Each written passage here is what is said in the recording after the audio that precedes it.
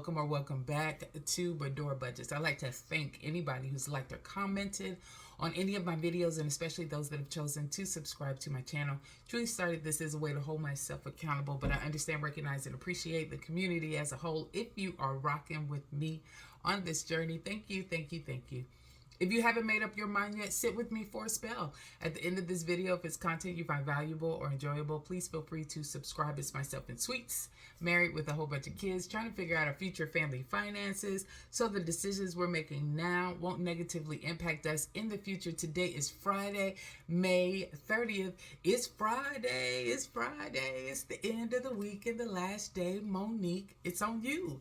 So what you gonna do? Well, I'm gonna get my YNAB on, and I'm gonna get my praise on, and I'm gonna get my book club on all weekend long. Hey, so it's Friday. It's Friday. It's the end of the week and the last day. Hey, y'all, it's on you.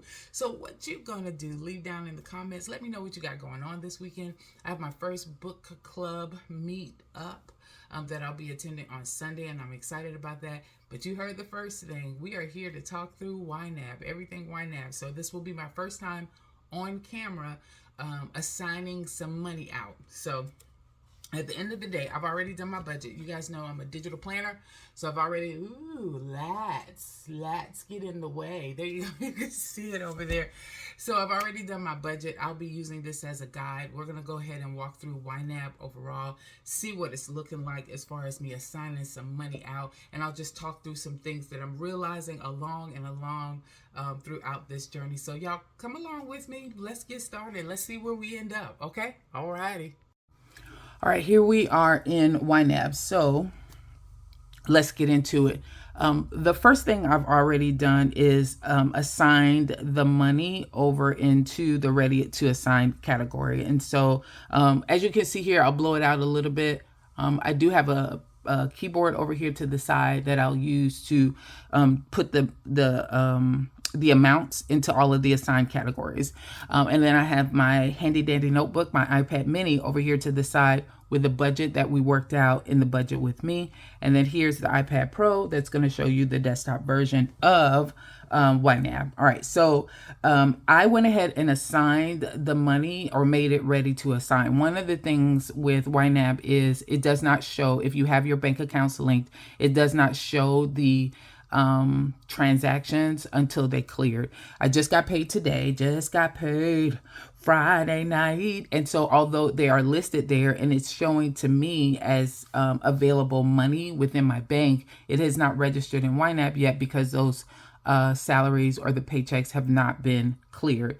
And so I went ahead and did manual transactions to you here. So right here for bills account, I have added in $1,028.60 to my Chase variable account, $1,500 to my bills account. Both of those add up to the amount that you just saw as far as the ready to assign. When the actual paychecks clear, YNAB will link them together. It looks like the date, it looks like where that money came from, and it looks at the amount. And if those things match up, then it will link those. So I won't see a duplication in my inflow because I went ahead and manually entered those in. Now YNAB is smart enough to link those together, so I don't have to worry about it. All right, so we're going to go back up here to the budget. And there you have it, the $2,528.60. And I am going to have to, because I thought about whether or not I was going to get that money from Micah or not. As you know, usually for other, I have $50 listed here. And I was like, well, maybe I won't take it from him. But I realize now as I'm talking through it for my fixed expenses and looking over here that I do not have Lawn Love listed. And I do need to make sure I'm accounting for that because they are coming to cut the grass and they're going to want their $75. So I do need to add that. So because of that, I am going to need to take that $50 from Micah overall to make sure that I have enough money to cover everything that I need to. All right, so I'm going to go ahead and let me go ahead and collapse everything down. All right, so I've got my money to ready assign. It's time for me to go ahead and start the assigning now. If I hit assign, what happens? All right, so when I hit assign, it says, okay, well, you're underfunded by $1,647. Do you want to assign that? Nope, because I don't know what that would mean. Remember, I got paid on May the 30th, and a lot of this money is going to need to go towards June bills. So I'm going to have to go ahead and try and take care of some things later on. I did pull, I used to have $1,190, I think it was, in pressed towards the mark. And that's because that covers my 1 month ahead. That's where I collect the money for mortgage and for auto for the split bills that I do. A couple of days ago, I did go ahead and pay my mortgage, and that's why that balance is down to $280. But as a part of this budget, I have assigned myself $430 more for mortgage, $270 more for auto. So that's going to be a total of $700. So I need to assign 1 month ahead another $700 in preparation for having to take care of those items come June. With that said, this assigned column was the one thing that messed me up the most, because I thought I was supposed to put in there the amount that I am assigning. So I would have highlighted it and then put in $700, because that's how much I am assigning to it from this paycheck. But no, you have to, that is what has been assigned over the month. So if you remove the information that's already there, it's going to throw off your available amount over here on the side. So what I have to do is make sure I'm using my math. And you'll notice that because it tells you plus, minus, multiply. You got to do some mathology in there. So when I click on it and I highlight the amount, I'm actually going to do plus $700, because that's what I'm adding to it. So it's not about putting the amount that you're going to put in. You're just going to put in the amount you're adding into this category for the month. And I'm going to hit enter.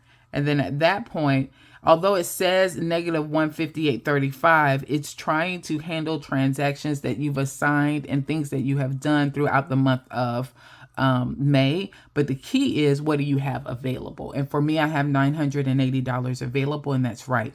I had $280 before, and I just added another $700. Okay. All right. So that part is taken care of. And that was the big one that I needed to make sure was handled. Now I'm going to go into why I got to work, because those are all of the normal bills that I have to make sure that I am taking care of.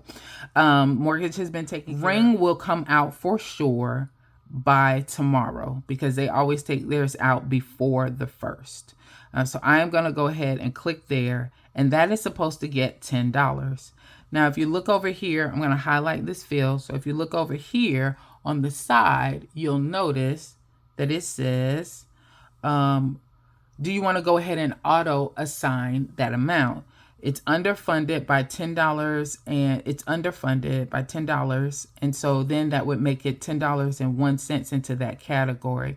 And so you'll notice it's this one highlighted here. Right now it's showing $0 available. When I click underfunded, it would put in that amount.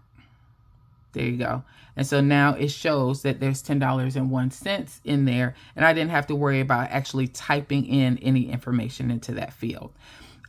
For electricity, I am still going to pay that in May. In fact, I've already gone in and paid it. Again, I highlight it here, and then I come over here and look at my auto assign options. And one of it says, well, you're underfunded by $175. That's how much you said you wanted to have by the end of May. And that's exactly right. That's how much I want to make sure that I put towards my electricity bill. So, and that was based on the budget that I've already done over here. So I'm just going to hit underfunded, and that will go ahead and assign that money into that category. So I don't have to go in and type in numbers in each of these assignments. Sometimes you can just look at your auto assign, and it probably will take care of it for you. All right, so home warranty will come out in June. I'm going to wait and go over to my June date for that. And I think the rest of these are going to be June as well. They're actually going to come out in the month of June. Yes. So we're going to go over to June here, and notice it still shows me ready to assign the amount of money. And now I need to make some of these for June, because they are more so going to be taken out in that month as opposed to May.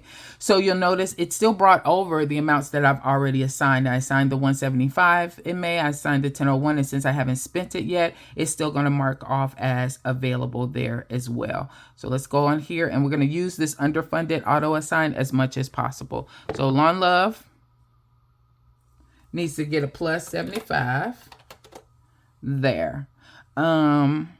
Ring, I've already taken care of. Electricity has its 175. Home warranty, I assigned highlighted. There you go. It's underfunded by $50. That's what I usually like to assign. So we'll go ahead and assign the $50 there. BET, let's highlight the whole line. Then you can see the underfunded amount. So you do have to make sure the whole line is highlighted. You can see the underfunded amount is underfunded by $5.99. We'll go ahead and click that. Spotify needs to be paid as well. We're going to fund that with $18. Property insurance needs to be funded as well. We're going to fund that with $175. And Audible, we don't need. Paramount, they are going to take that out. We need to underfund that by $12.99. What else we got? iCloud and HP Inc. HP Inc. should have $2. iCloud should have $3. Yep, there you go. And that should be it. I'm looking at all of the bills. And I think that should be it. Okay. So Nelnet is going to come out. So let's come on down here to our debt. Nelnet is going to come out. Let's highlight that. Do we have a target? We do. So auto assign says 81.55. We're going to go ahead and click that because that's the exact amount that we need for that. City. Now, they're underfunded by $300. That's what I want to pay at least for the whole month of June, at the very least. But right now, I want to give them about $150. So we'll do a plus, because that's $100 for the normal payment and $50 for an extra debt payment. So I'm going to say $150 there. And that is it for that one. All right, so we are good to go. What's next? We have variable expenses. All right, so I'm going to go back over to May now that we've finished all of our bills and our debts, because those are the ones that are tied specifically to the bills account. All right, so let's come down here and we're going to go to day-to-day. All right, for giving, we wanted to assign that $140. So I'm going to highlight that one. Let me blow it up just a little bit. Let's highlight giving. And we want to assign, last month we assigned 125. No, I want to do 140. All right, so we're going to go in here. And again, I got to do a plus 140 to make sure they get what they are supposed to get. Okay, there you go. What else we got? Groceries. What do we got for groceries? Take that one off. Alrighty. Auto assign is underfunded. None of these numbers look right. All right, so we're just gonna go to day to day and we're gonna do our thing. We're gonna do our thug thizzle for this one. So I want to assign $250 plus $250 for groceries. I want to assign $100 plus $100 for gas. I want to assign $50 plus $50 for home, plus $50 for OTC, over the counter. Dining, gonna get a plus $50, plus $50 for that one. And car wash is gonna get $15 plus $15 for that one. All right, so all of my variable expenses have been accounted for there. Now we're gonna move to what had happened was, because that's my me money. And I'm just gonna take the whole 75. No, I'm not. I'm gonna put 50 here in me money, plus 50. I'm gonna do 10 for coffee. No. 20 for coffee. 20. Because I need to pay for the coffee that I need to buy, that I make at home. And then for entertainment, that should leave me 5. Because I wanted to do a total of 75. So 50 for me money, 20 for coffee, and then plus 5 for entertainment. Entertainment now has $35. All right, we are good to go. So that's all of my variable expenses accounted for that I had listed here. We've got all the debt accounted for. We've got all of the bills accounted for, to include Lawn Love, which I forgot before, but I do have that money in there now. All right, so let's see what we got. We still have $340.06 left. So what am I going to do with that? All right, so under my sinking funds that I have, these are the different categories for sinking funds. And I told you that I wanted to give, for WTH, I wanted to give $70. Now, under WTH, it has my core savings, but it also has the home buffer, auto maintenance, medical expenses, etc. that I talked about. What I like to do is I have a hold category for each of these groups.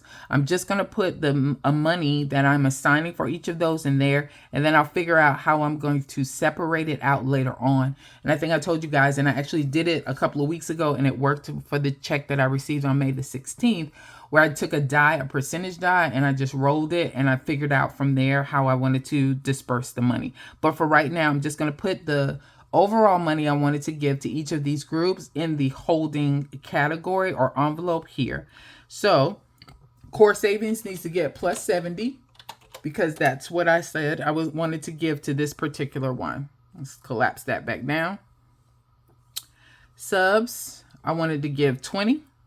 So for yet holding on right here, I'm going to do a plus 20. And then that one is taken care of.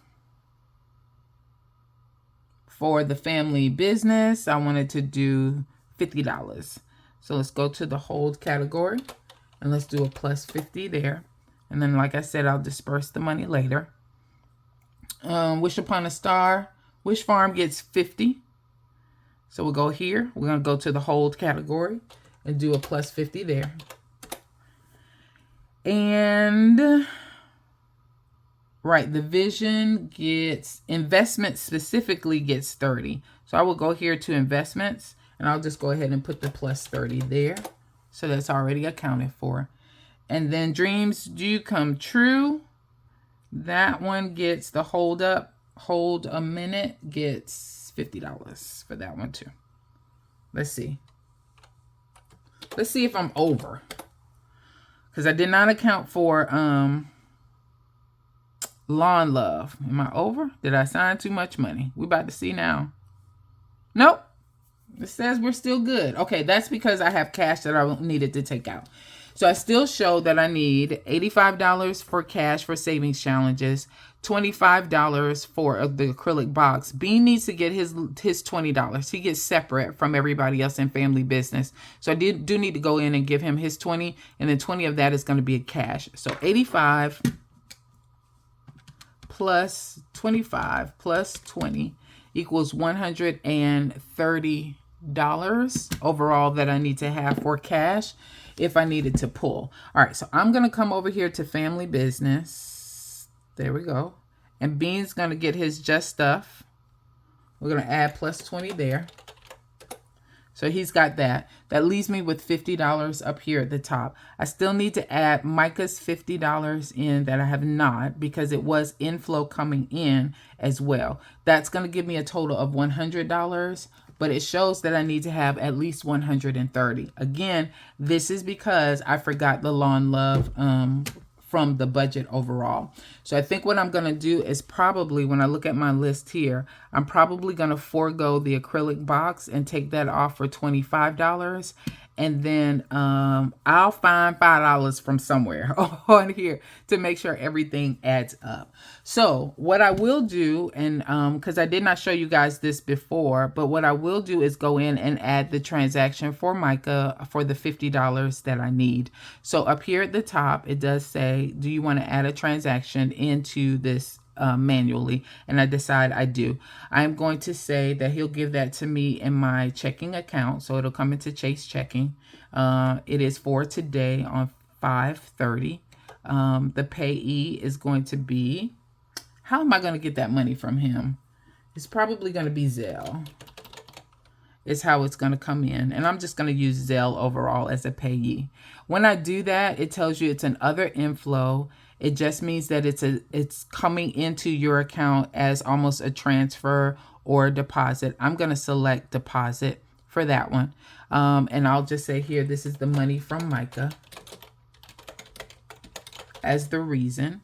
And then this is actually inflow into the account, not outflow. So I'm going to go here and I'm going to type in the $50.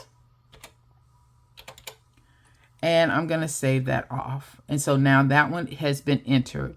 Now what you will notice as well, that has not changed my ready to assign. My ready to assign still shows $50.06. And that's because I've said that money has come in, but I did not say I'm ready to assign it out for something else. And so I can go here under other inflow and I should be able to see that $50. And there it is down here. So you notice here, it shows deposit. You had a deposit that came in, and that deposit came in for $50. Now I'm going to highlight that $50. It says, hey, you want to move it? Where you want to move it to? I want to move it to ready to assign because I want to be able to use that money. And now in ready to assign, it shows $100.06 that is available. What I will do at this point, when I get ready to take that cash out and to use it, I will list it under other outflow. I will go here and I will say that that is a cash withdrawal that I have made for $100. And once I do that and tell them to take it from ready to assign, that is when this amount will then show that there's only 6 cents left in the bank. Okay. All right. So that is a lot. I know. I apologize. It was going to be a while. It's a long one. Just because we had to talk through everything so that you understand kind of the things that I found. Number one, using the auto assign over here for once you set a target. If you set a target every month for an item like a bill or a debt, it will automatically here list, hey, this is the amount you said you wanted to assign it, and it's underfunded right now by that amount. Is that what you want me to assign? Or you have other options here as well. Hey, this is how much you assigned the last month. Do you want to do that same amount? This is how much you spent last month.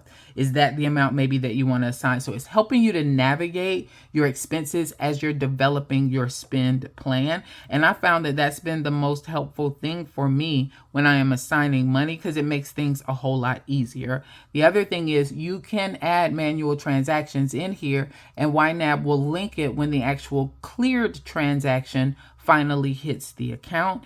And then the third thing is that you have to be mindful of filling in this assigned field if you're actually going to type in the numbers, because you do need to make sure you're putting a plus there or a minus there for the activity, because this assigned is calculating everything that you've done for the month, not just for this one time. Okay.